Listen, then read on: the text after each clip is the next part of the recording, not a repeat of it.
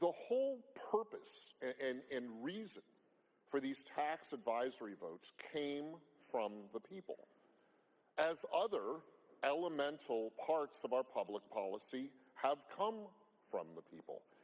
And it is important, Mr. Speaker, that we recognize the special status of policy that is sent to us, that is sent to the whole state by the people, starting with the people.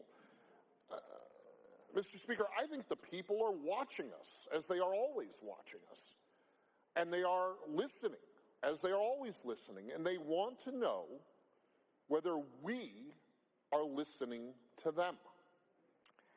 It was not the legislature that put advisory votes on the ballot. It was actually voters who decided that.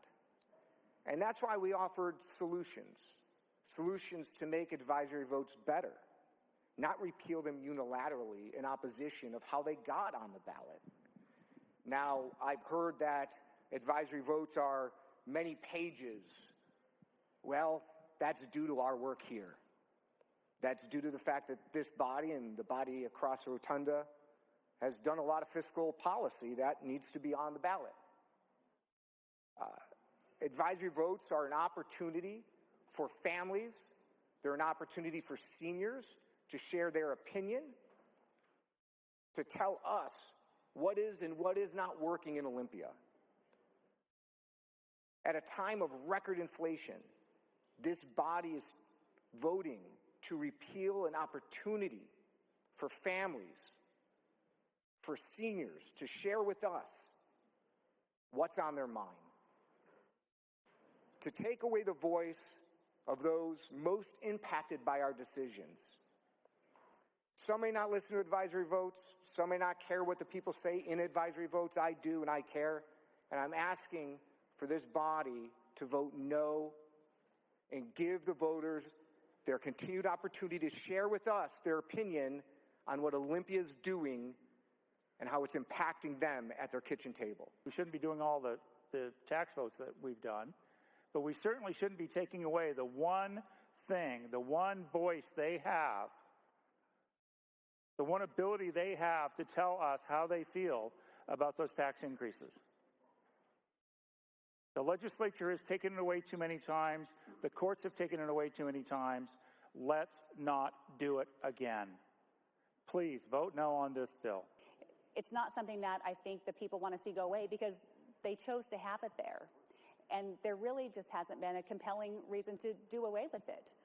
If we can spend the money and make it a priority to mail everybody in the state a ballot and automatically enroll them, whether they want to vote or not, this is minuscule in comparison. Has a high degree of engagement and systematically and chooses to, engage the voice of the people rather than silence it. Well, the first legislative power reserved by the people, Mr. Speaker, is the initiative. And it was the initiative that created the advisory vote.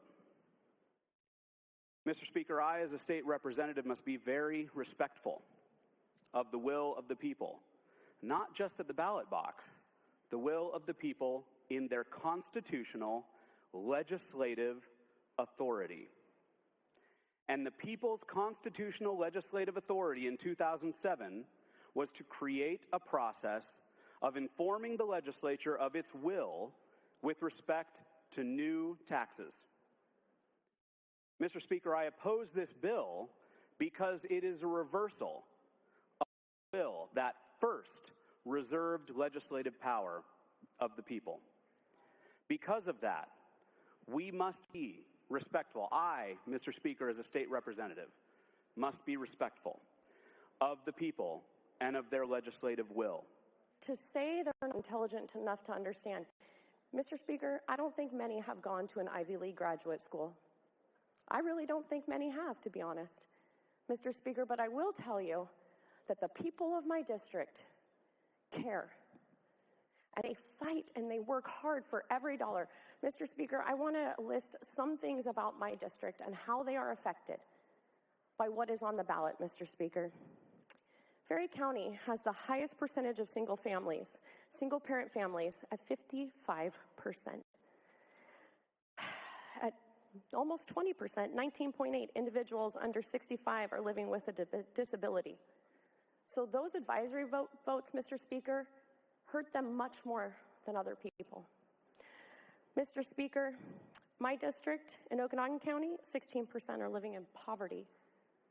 9% are statewide. So when they see those advisory votes, every dollar goes a little bit further. Mr. Speaker, they're not independently wealthy. They don't come from families that are able to assist them.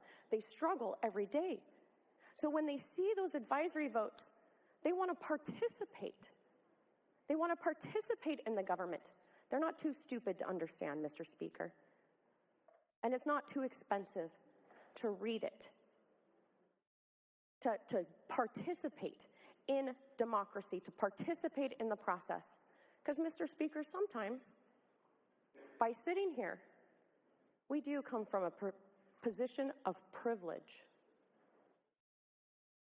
We sit here and make the decisions that affect those people, Mr. Speaker. One more statistic I'd like to say. Ferry County, the suicide rate of Ferry County is 52% out of 100,000, Mr. Speaker. King County is 12. They care, Mr. Speaker, they care because they want to participate. And they should have a right to make decisions that affect their lives, and they should have a right to tell us we are affecting their lives, Mr. Speaker. And that doesn't come from a tweet, and it doesn't come from an email. It comes from participating in the most important document and participation in this democratic republic, and that is voting.